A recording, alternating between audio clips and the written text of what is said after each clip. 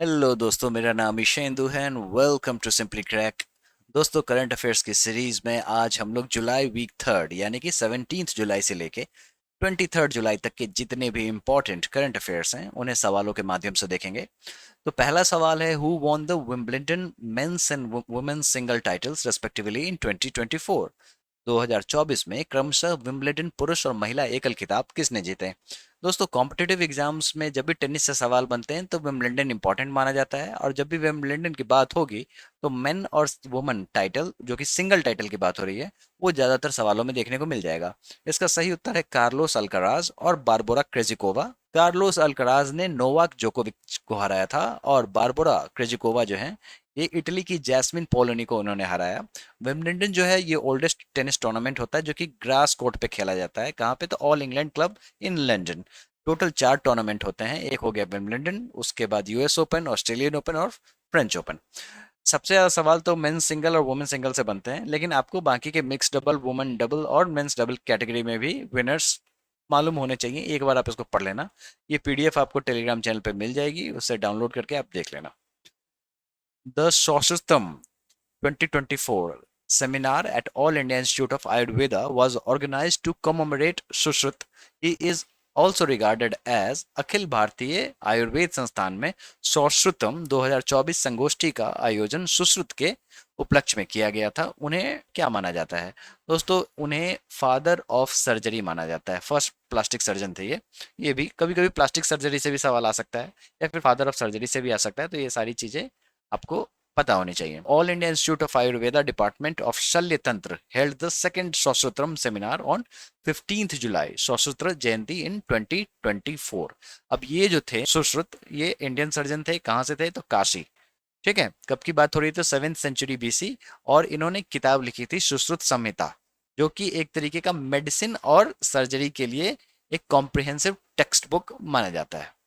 What is the theme of India Mobile Congress IMC 2024? India mobile Congress 2024 का विषय क्या है? इसका विषय है दोस्तों, द फ्यूचर इज नाउ।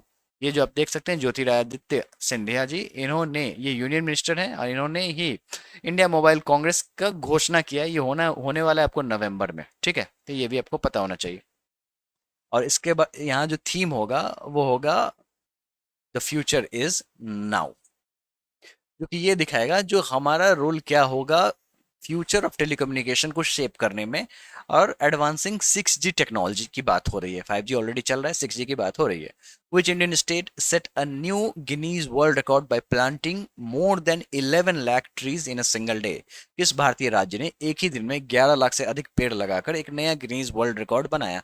दोस्तों, ये रिकॉर्ड बनाया है मध्य प्रदेश ने।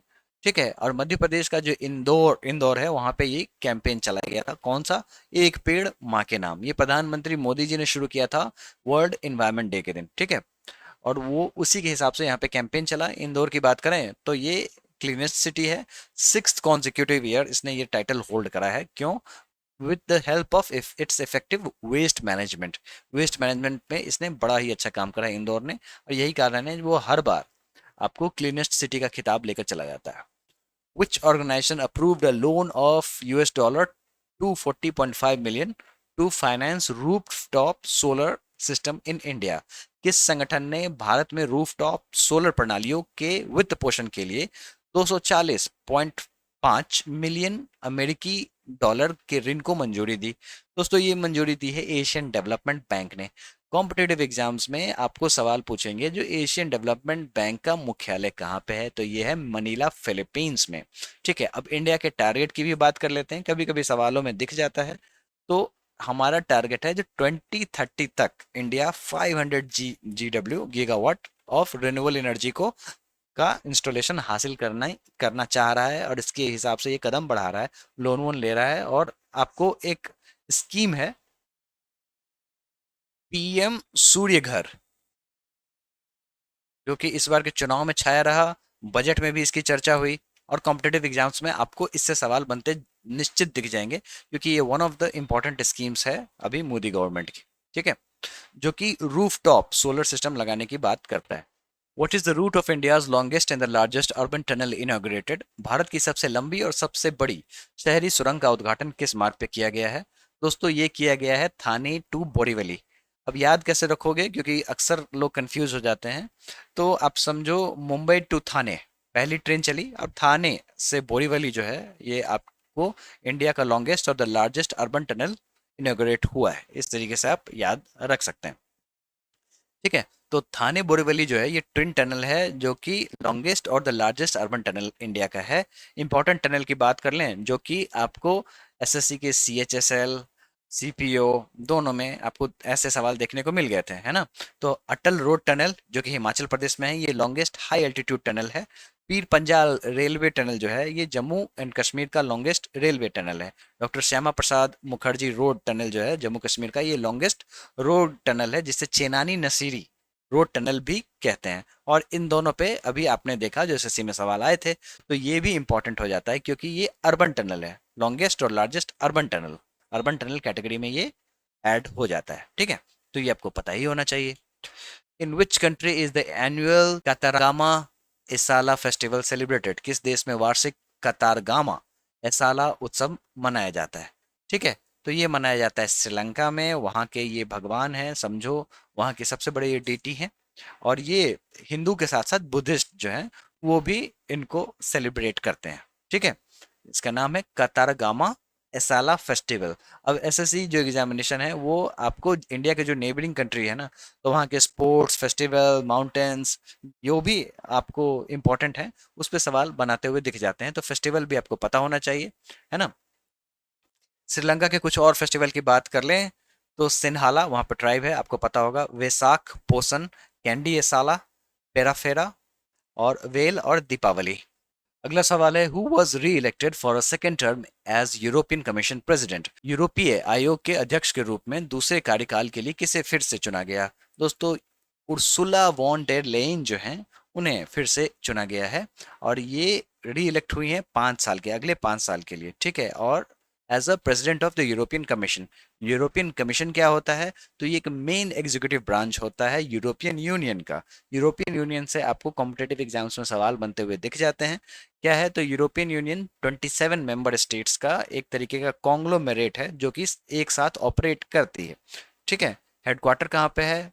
तो ब्रुसेल्स में। सवाल आ जाएंगे आपको यूरोपियन यूनियन का हेडक्वार्टर कहाँ पे है। ईयू पार्लियामेंट प्रेसिडेंट कौन है? तो रॉबर्टा मेट्सोला। ठीक है, अभी हाल ही में ब्रेग्जिट जब हुआ था तो ये न्यूज़ में अक्सर आता था यूरोपियन यूनियन, है ना। ब्रेग्जिट कब हुआ था? तो 2020 में। वैसे रेफरेंडम 2016 में हुआ था, 2016 में। और ब्रेग्जिट जो हुआ था वो हुआ था 2020 में। कभी भी कॉम्पिटेटिव एग्जाम्स में इस तरीके के सवाल आपको देखने को मिल सकते हैं। Which state was awarded as the best performing state under the PM Svanidhi scheme? PM Svanidhi योजना के तहत किस राज्य को सर्वश्रेष्ठ प्रदर्शन करने वाला राज्य के रूप में सम्मानित किया गया? तो ये सम्मान मिला है मध्य प्रदेश को। ठीक है, अब पीएम स्वनिधि जो स्कीम है, सबसे पहले आपको ये सवाल बनेगा जो ये किस चीज के लिए है, तो ये आपको पता होना चाहिए, स्ट्रीट वेंडर्स के लिए है। ठीक है, क्या होता है इस स्कीम में? तो कोलेटरल फ्री वर्किंग कैपिटल दिया जाता है। कितना? तो 10,000 रुपए। आपसे कुछ कोलेटरल नहीं जमा कराया जाएगा, कोई गारंटी नहीं जमा कराई जाएगी, आपको 10,000 रुपए दिए जाएंगे ताकि आप अपना व्यापार शुरू कर सको। अब ये किस मिनिस्ट्री के अंदर में आता है? लोग कंफ्यूज हो जाते हैं, ये एफएम मतलब फाइनेंस मिनिस्ट्री के अंदर में आता है। नहीं दोस्तों, ये आता है महुआ यानी कि ministry of housing and urban affairs के अंदर में। ठीक है, और मध्य प्रदेश जो है उसको बेस्ट परफॉर्मिंग स्टेट का अवार्ड मिला है। पीएम स्वनिधि स्कीम कब आया था? तो 2020 में आया था। एसएससी बहुत ज्यादा डेट पूछती है, खासकर स्कीम से रिलेटेड आपको डेट देखने को मिल जाएगा। डेट अगर बहुत ही इंपॉर्टेंट स्कीम है तो डेट पूछ देंगे, अदरवाइज ईयर पे ही लिमिट हो जाता है। ठीक है, तो ईयर तो आपको 100% पता ही होना चाहिए। और स्वनिधि का जो एसवी है, इससे आप स्ट्रीट वेंडर्स याद कर सकते हैं। ठीक है, Which state retained the top rank in Niti Aayog's Sustainable Development Goal (SDG) India Index 2023-2024? इस राज्य ने नीति आयोग के एसडीजी इंडिया इंडेक्स 2023-24 में शीर्ष रैंक बरकरार रखी? दोस्तों, यहाँ पे Kerala is the right answer. हालांकि इस बार की जो रैंकिंग हुई है, दोनों केरला और उत्तराखंड दोनों के स्कोर 79-79 है। लेकिन आप यहाँ पे सवाल देखो, क्योंकि ऑप्शन में आपको उत्तराखंड भी दिख जाएगा, लेकिन the right answer will be Kerala, because यहाँ पे किसने रिटेन करा है इस पोजीशन को? तो आपको पता है जो केरला ने इसको रिटेन करा है। ठीक है, केरला, उत्तराखंड और तमिलनाडु जो है ये टॉप 3 स्टेट हुआ। सबसे बॉटम में हमारा बिहार है 57 के साथ, worst performing state in the index. India का ओवरऑल एसडीजी स्कोर जो है वो अब 71 पहुंच गया है। शुरुआत में ये 66 था। ठीक है, तो आप यहाँ पे जर्नी देख सकते हैं। जो 2018 में ये 57 था, उसके बाद 19-20 में 60, 2021 में 66 और अब ये 71। इस तरीके से हम लोग सस्टेनेबल डेवलपमेंट गोल पे काम कर रहे हैं। और ये बेसिकली सस्टेनेबल डेवलपमेंट गोल जो है पहले यूएन का आया था, मिलेनियम डेवलपमेंट गोल। कब से? तो साल 2000 से लेके 2015 तक। अब जब ये 2015 में खत्म हुआ तो एसडीजी आया, सस्टेनेबल डेवलपमेंट गोल आया। टोटल 17 गोल्स इसके पार्ट हैं। ठीक है, तो ये सारी चीजें आपको पता होनी चाहिए। Who is the author of the historical fiction novel the prisoner of Bhopal? ऐतिहासिक कथा उपन्यास द प्रिजनर ऑफ भोपाल के लेखक कौन है? दोस्तों, इसके लेखक हैं टिम वॉकर। ठीक है, टिम वॉकर जो हैं उन्होंने ये किताब लिखी है द प्रिजनर ऑफ भोपाल। अब भोपाल डिजास्टर की बात कर लेते हैं। तो one of the worst industrial accident है ये। कहाँ पे हुआ था? तो यूनियन कार्बाइड इंडिया लिमिटेड एक कंपनी थी, वहां पे ये हुआ था। कब की बात है? तो 1984 में। ठीक है, 1984 में दो तीन इवेंट बड़े खतरनाक हुए थे। एक तो सिख दंगे जो हुए थे, सो दूसरा इंदिरा गांधी की हत्या भी 1984 में हुई थी। और ये जो भोपाल गैस ट्रेजेडी है ये भी 1984 में हुई थी। कब हुई थी? तो दिसंबर 2 से लेके दिसंबर 3 तक। और ये यूनियन कार्बाइड इंडिया लिमिटेड जो था ये एक तरीके का पेस्टिसाइड प्लांट था, जहां से मिथाइल आइसोसाइनाइड गैस लीक हो गई थी। बहुत सारे लोग मर गए थे, है ना।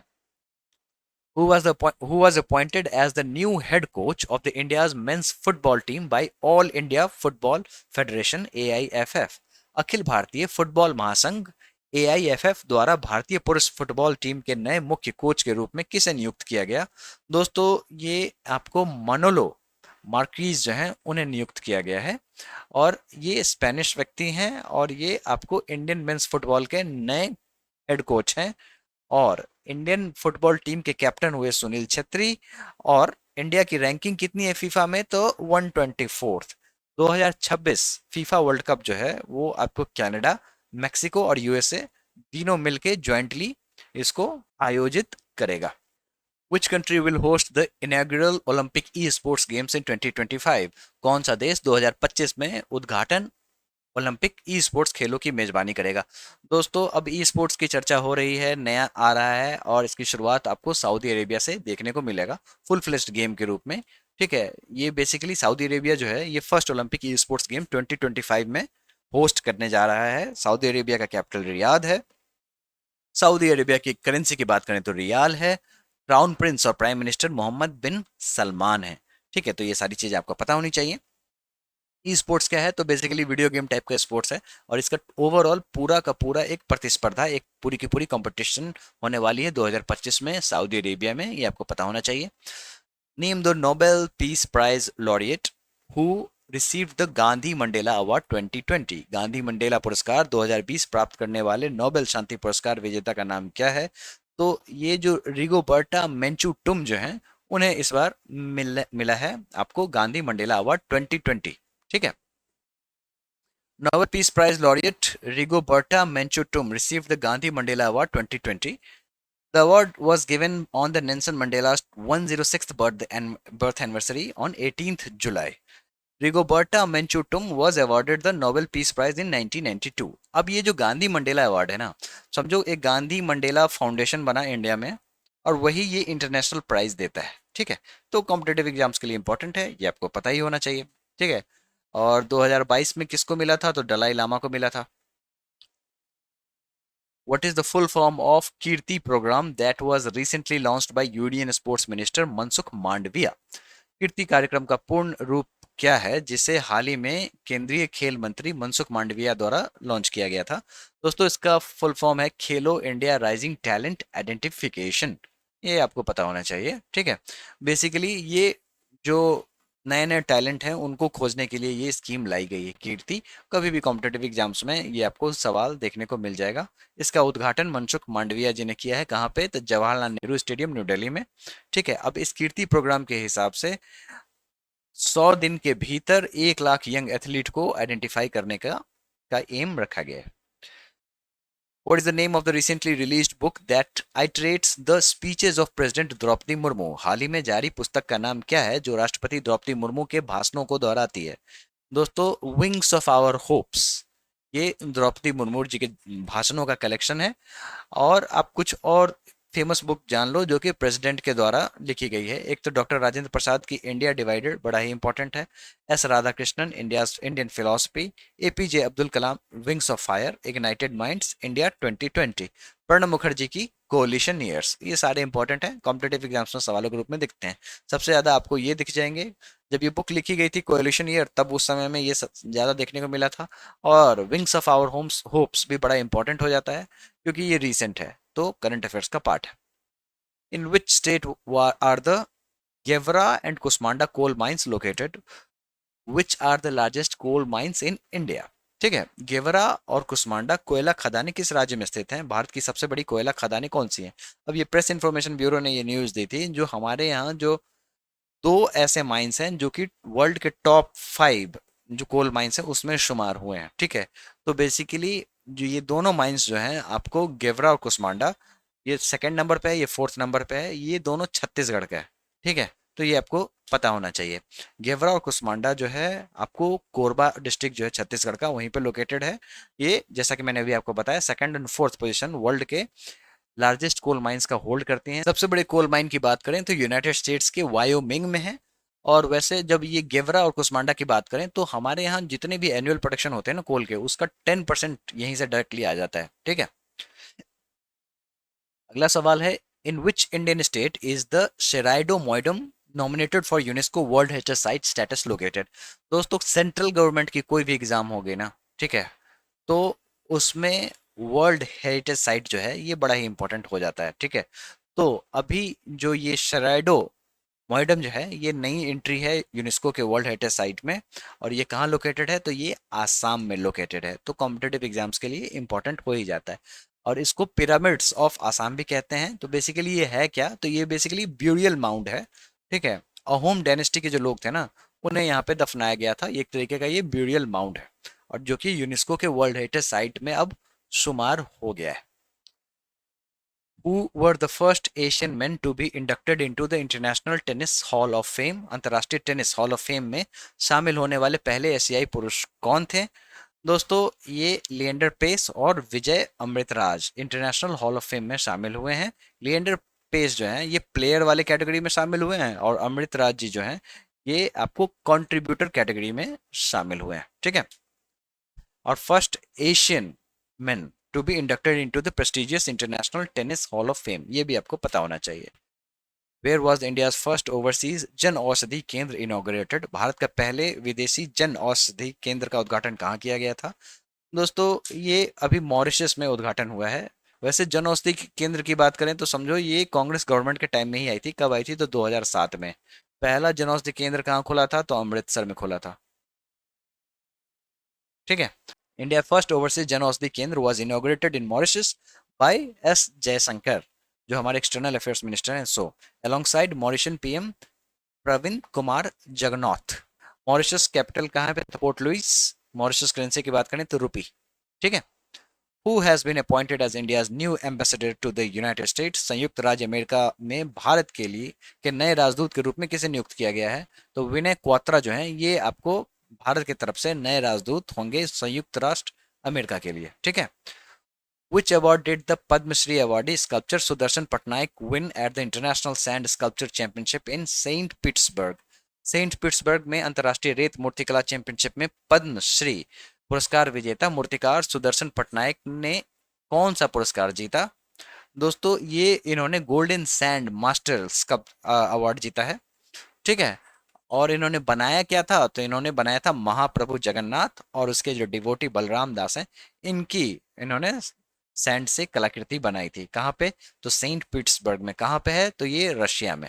ठीक है, तो यही थे आपके जुलाई वीक 3 के इंपॉर्टेंट करंट अफेयर्स। अब जुलाई वीक 4 के भी इंपॉर्टेंट करंट अफेयर्स आपको इस चैनल पे मिल जाएंगे। इस कंटेंट का पीडीएफ आपको हमारे टेलीग्राम चैनल पे मिल जाएगा। And I wish you best of luck for your examination. Thank you.